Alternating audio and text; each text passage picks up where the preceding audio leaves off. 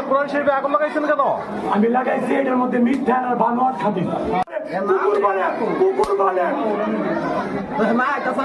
না মাটা অল্লাহ করে আমার মারা লাগবে মারা লাগবে কেন তাই সত্য বড় আমার মারা লাগবে আচ্ছা তাহলে আপনি কোরআন শরীফে আগুন লাগাইছেন কেন? আমি লাগাইছি এটার মধ্যে মিথ্যা আর বানোয়াট খাবি